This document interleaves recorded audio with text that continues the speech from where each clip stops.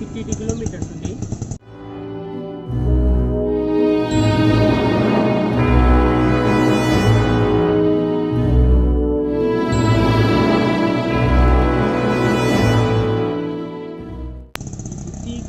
గుత్తికోట అని అన్నారంట, ఇంకేదో అంటారంట. అసలు ఈ గుత్తికోట రాజు కట్టడానికి కారణం ఏంటి? ఎందుకంటే చాలా కొండ మీద కట్టాడు. సో ఇది ఎంట్రెన్స్ అండి, గుత్తికోట ఎంట్రెన్స్.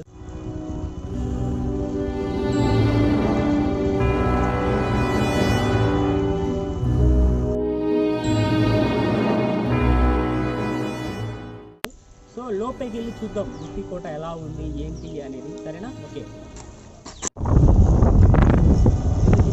చూశారు కదా ఎవరో వచ్చారు, ఆల్రెడీ ఎక్కి దిగారు.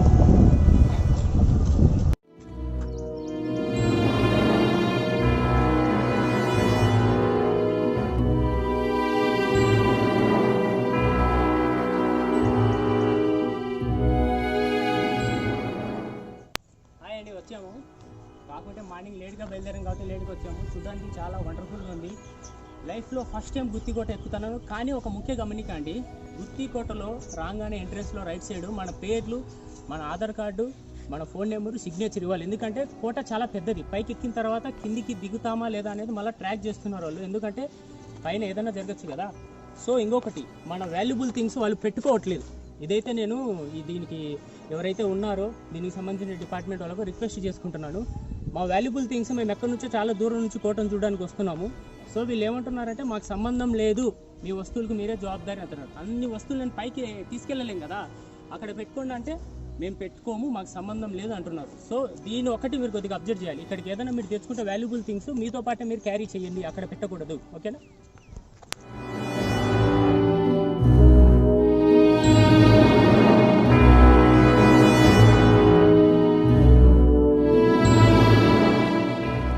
ఇక్కడ నుంచి వ్యూ చూసారా?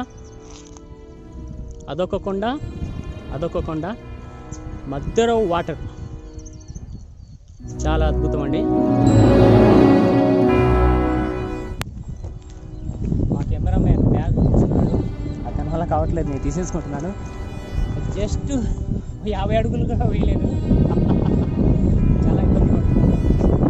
సో మీరు చూడాలనుకుంటే మార్నింగ్ టైం బెస్ట్ అండి. హాయ్ అండి, సక్సెస్ఫుల్గా సగం రూట్ని ఎక్కాము. సో ఎక్కగానే మనకు రైట్ సైడ్లో ఒక అద్భుతమైన దర్గా కనపడుతుంది. సో ఒకసారి మీరు కూడా చూడొచ్చు ఇక్కడ.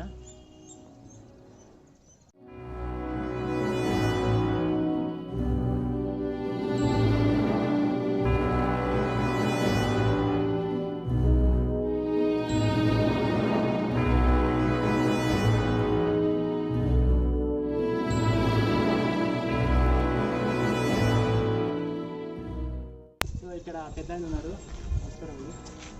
మాకు గుత్తికోట గురించి, ఈ దర్గా గురించి చెప్పగలరా? కోయిస్తా గ్రామం అరబ్ కంట్రీలో. అక్కడి నుంచి బూత్ పలిస్తే బంద్ చేపించి దేవుడు ఒక్కడే, అతన్ని ప్రార్థన చేయాలని ప్రచారానికి వచ్చినాడు. అరబ్ నుంచి ఇండియాకు. ఈయన బాబు ఫక్రుద్దీన్, అజీజ్, ఖాజా షరీఫ్, హాజీ మలంగ్ బాబా కళ్యాణ్, వీళ్ళంతా అక్కడి నుంచి వచ్చిన వాళ్ళే. కలిసి పోయినారు. ఈయన ఇక్కడికి వచ్చినాడు. ఇక్కడ మురాజ్ రాయల్ అని ఒక రాయల్ వారు ఉన్నారు. అతడు ఈయన కోటగాడి గుర్రం వేసుకొని వచ్చేసరికి కోట బంద్ చేస్తాను. 3 రోజులు అట్లే రివర్స్ వెనక్కిపోయి ఎక్కడో ఠికానా వేసి 3వ రోజు దౌర్జన్యంగా వాసి పగలగొట్టుకొని లోపలికి వచ్చినారు. ఇతని తమ్ముడు ఇంకా 2-3 అనుచరులు లోపల వచ్చి యుద్ధం చేసుకుంటా నరుక్కుంటూ వస్తున్నాడు అందరినీ. వస్తా అంటే అది రాయల్ వారికి ఇన్ఫర్మేషన్ పోయింది పైకి, కొండపైకి. పోతే ఆయన దగ్గర జాదుగర్లు ఉన్నారు. వాళ్ళు ఏమేమో జాదుగర్ చేస్తే పని చేయలేదు ఇతని మీద. మీరు దొంగ చేయండి అని. ఇక్కడ కాలువ ఉంది, ఆటికి వచ్చినప్పుడు దొంగేటి వెనకల నుంచి ఇతనికి వేసినాం. ఎదురుగా పోరాడుకోకుండా వెనకల నుంచి కత్తితో వేస్తే తల పడింది కాలువలో. పడింటే ఇంకా మొండ ఉండే గుర్రం కేకేసి ఆ గుర్రం ఊదుకొని అతను కత్తితో నరుక్కుంటా ఇక్కడికి వచ్చింది మొండెంతోనే పైకి మొండంతోనే గుర్రం మీదకి వచ్చింది. ఇటుకు వచ్చేసరికి ఇంకా అందరూ స్టేషన్లో ఎత్తున్నారు సిపాయిలని. ఓకే ఓకే అది రాజుకి ప్రమోషన్ తెలిస్తే ఎవరో మహనీయుడు వచ్చినాడని ఆయన దిగి వచ్చి పాతాల మీద పడి ఏం కళ కోరుకోమంటే లేస్తుంది ఇంకా అంతే. ఇంకా లేసి అడిగినారు. అడిగింది. ఓకే, ఆయన పేరు ఇంకోసారి చెప్పండి మాకు. అతని అసలు పేరు సయ్యద్ నీల్ కాసిం షహీద్. షహీద్ అంటే షహీద్ అంటే చంపబడిన హజరత్ సయ్యద్ మీర్ ఖాసిం షహీద్. షహీద్ ఉరుపు వచ్చి సయ్యద్ భాష. ఓకే, సయ్యద్ భాష. అది ఎప్పుడు జరిగింది? 757 హిజ్రీ అంటే క్రీస్తు పూర్వం అంటాం చూడు, అదనమాట. క్రీస్తు పూర్వం 757 సంవత్సరంలో జరిగింది ఇది. హిందుస్థాన్ ఇండియాలో జరిగింది ఇది. ఆయన మొత్తం కోట గురించి ఒక బుక్ ఉందా మన దగ్గర? వాళ్ళ గురువుల దగ్గర ఉంది. నేను తీసుకొని ఇది అంత ప్రింట్ చేసాను. Okay okay okay okay. అంటే ఈ బుక్లో జరిగిన చరిత్ర గురించి నేను రాసిన మీరు ముద్రించుకున్నారు ఈ బుక్? గురువులు. Okay okay okay. సో మీరు ఇక్కడికి వచ్చిన తర్వాత దర్గాలో ఈయన పేరు ఉంటారు. మీ పేరండి? నా పేరు హుసేన్ పీరా ఖాద్రీ. హుసేన్ పీరా ఖాద్రీ. ఈయన దగ్గర ఈ బుక్ ఉంది. చరిత్ర గురించి కావాలంటే ఆయన కూడా చెప్తారు. ఈయన ఎంతవరకు చెప్పారంటే ఓన్లీ దీని గురించి చెప్పారు. ఆ కోట గురించి ఏమన్నా తెలుసా? ఆ కోటలో రాజు ఎవరు? కట్టినది మురారాయలు. దాన్ని ఒకరు వచ్చి కృష్ణదేవరాయలు హ్యాండ్ ఓవర్. అతని నుంచి Tipu Sultan hand over. Okay. Tipu Sultan నుంచి బ్రిటిష్ హ్యాండ్. రాయల్ దగ్గర నుంచి టిప్పు సుల్తాన్ నుంచి బ్రిటిష్. ఇంత పెద్ద కొండ మీద కట్టడానికి కారణం ఏంటి? ఇలా కట్టి ఒకటే చూడు ఆక్యుపైడ్ చేసుకుంటే సిపాయి ఒకటే కోట కూడా వాళ్ళు చనిపోతే ఈజీ అవుతుంది.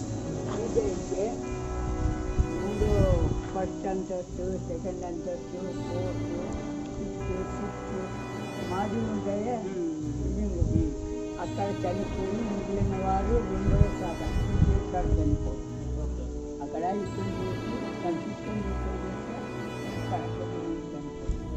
ఇక్కడి నుంచి లోపలికి పోతే లోపల ఇంకొక దర్వాజా, అక్కడికి పోతుంది. అక్కడి నుంచి ఇంకొక వాకు, అక్కడ స్టెప్ బై స్టెప్ పోయి జెండాని కట్టే వాళ్ళు కావాలి.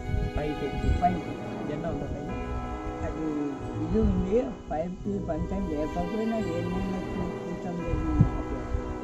ఆ జెండా ఇప్పి వీళ్ళ జెండా కడితే వీళ్ళు తెలుస్తుంది.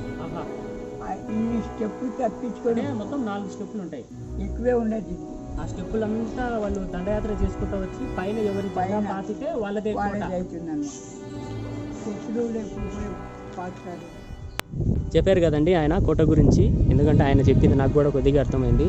ఎందుకంటే కోట గురించి ఒక్కొక్కరు ఒక్కొక్క రకాలు చెప్తున్నారు. ఇక్కడ 4 స్టెప్స్ ఉన్నాయంట. సో గేట్ దగ్గర ఒక స్టెప్పు, ఇక్కడ దగ్గర ఒక స్టెప్పు, అక్కడి దగ్గర ఒక స్టెప్ అని. దండయాత్ర జరిగినప్పుడు ఈ స్టెప్స్ మొత్తం అంటే ఒక్కొక్క స్టెప్ దగ్గర ఇంతమంది సైన్యం ఉంటారు. వాళ్ళను ఓడించి వాళ్ళను చంపి పైనున్న ఒక జెండా ఉంటుందంట. ఆ జెండా ఎవరి జెండా అయితే పాతగలరో వాళ్ళ సొంతం అయిపోతుందంట ఆయన చెప్పాడు. సో మనకు కూడా క్లారిటీగా తెలియదు. ఆయన దగ్గర బుక్ ఉంది, మనం తీసుకొని మళ్ళీ విశ్లేషించుకుందాం.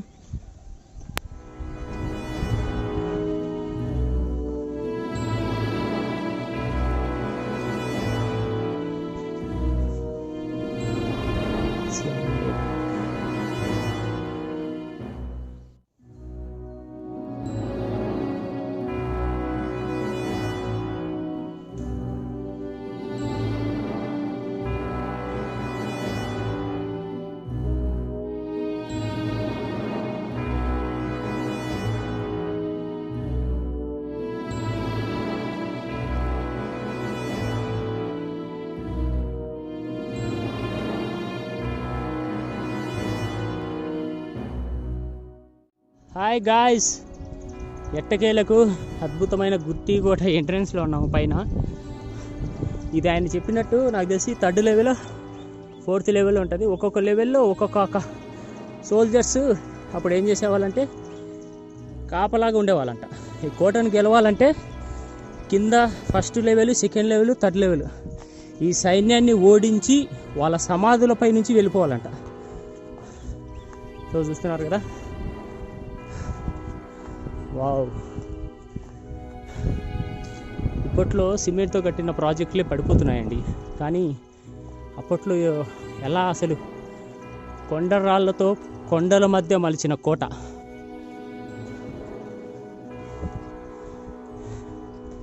ఒక్కసారి ఈ కోటను సందర్శించిన తర్వాత మీ ఇమాజినేషన్లోకి వెళ్ళి చూడండి.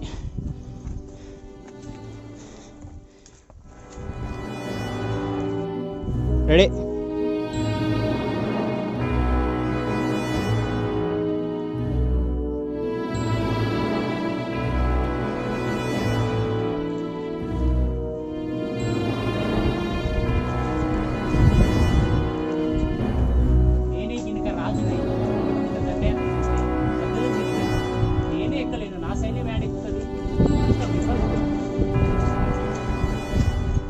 నాకు తెలిసి ఇక్కడ మూవీస్ జరిగిందండి, ఏదో కృష్ణార్జున యుద్ధం సంథింగ్ ఏదో మూవీ జరిగినట్టు గుర్తొస్తుంది. మీకు ఏదైనా మూవీ జరిగితే చూడండి, మూవీ షూట్ కూడా జరుగుతుంటుంది ఇక్కడ.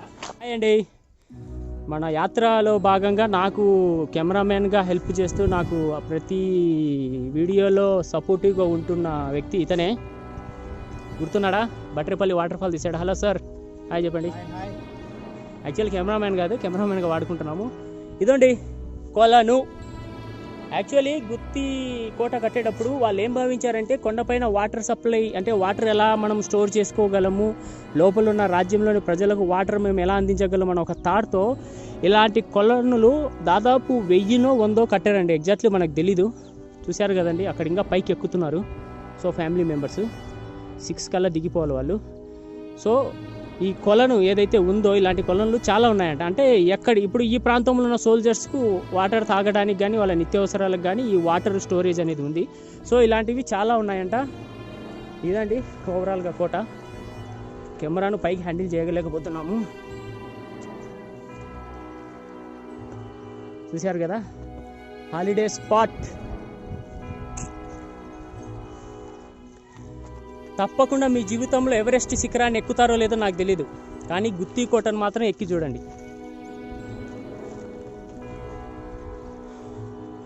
వర్షం పడినప్పుడు మీ లవర్ని ఇక్కడికి తీసుకొచ్చి రొమాంటిక్గా ప్రపోజ్ చేయొచ్చు. చాలా అద్భుతంగా ఉంటుంది.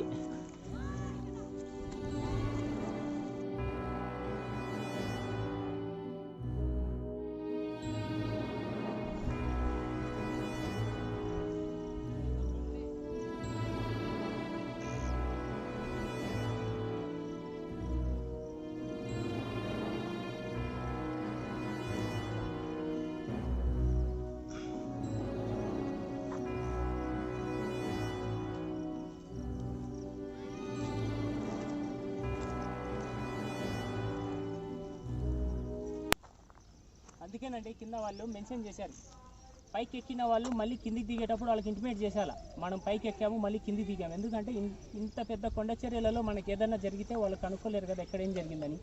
సో పైకి ఎక్కే వాళ్ళు కింద మీ పేర్లను నోట్ చేసుకోండి. కింది దిగినప్పుడు మళ్ళీ చెప్పండి, అటెండెన్స్ అంటారు దాన్ని, అంటే మళ్ళీ మేము కిందికి దిగుతున్నామని. ఓకేనా?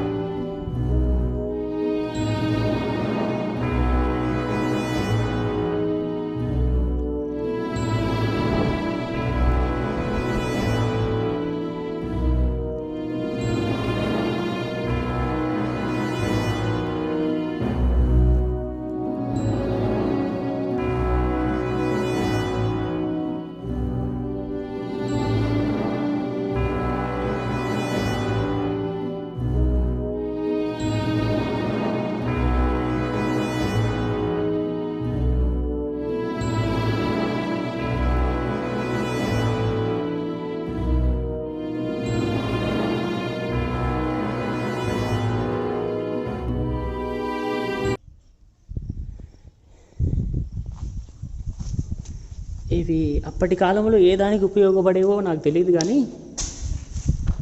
Is beautiful. I think so గోడన్స్ అనుకుంటున్నాను. బార్ను బక్రాస్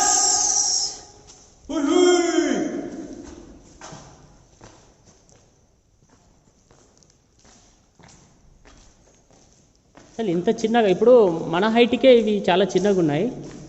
మీరు ఒకసారి పైన చూపించండి, చాలా చాలా ఎత్తుగా ఉంది. అది కాదు, ఈ మార్గం ఉంది కదా, ఇవి చాలా చిన్నగా ఉంది చూసారా, నా హైట్కి కూడా లేదు. అంటే అప్పట్లో చాలా మంది ఇక్కడ పేర్లు రాసుకున్నట్టున్నారు. వావ్, వాళ్ళ ప్రేమ సక్సెస్ కావాలని కోరుతున్నాము. మార్బులస్ అండి, అసలు ఎలా ఉంది చూసారు కదా వ్యూ. వావ్ వావ్ వావ్ మీరు వావ్. చూసారా ఇక్కడ మీరు చూస్తున్నట్లయితే చాలా ఎత్తుగా ఉంది, మన టాప్స్ కన్నా చాలా ఎత్తుగా ఉంటుంది. చూడండి ఇక్కడ విండోస్, లైటింగ్, అసలు అప్పటి కాలంలో చూసుకున్నట్లయితే చాలా వెంటిలేషన్ గా, చాలా నేచరబుల్ గా, చాలా దూరం దూరంగా కోటలు ఉండేవి. ఇది యూ షేప్లో ఉందండి. నాకు తెలిసి ఇది అప్పట్లో గిడ్డంగి, అంటే ధాన్యాలు కానీ ఏదైనా ఫుడ్ కానీ లేదంటే గుర్రాలు కట్టేసుకోవడానికి కానీ వాడేవాళ్ళు. చూసారు కదా, యాక్చువల్లీ ఇప్పుడు మనం నడుస్తున్న దారి ఏదంటే ఈ కోటకు పహారీ అంటే కాపలాదారులు ఉంటారు కదా, వాళ్ళు నిలబడుకునే ప్లేస్ అండి. ఒక్కొక్క మూలను ఒక్కొక్క ప్లేస్ పెట్టారు. చాలా ఇంట్రెస్టింగ్ ఉంది. అసలు ఏ దానికి యూజ్ చేశారో కూడా తెలియదు మనకు. దీపాల కోసం అంటే ఇక్కడ నుంచి చూసేవారు ఎవరు వస్తున్నారని. మీరు ఇక్కడ బాగా చూస్తుంటే అప్పుడు కాలంలో ఇది టెలిస్కోప్స్ మనం ఎలా చిన్నప్పుడు లాగా కొనుక్కొని రైట్ నుంచి ఎవరెవరు వస్తున్నారు, ఎలా యుద్ధం చేయాలి అని ఇక్కడ నుంచి చూసేవారు. Very good very good very good.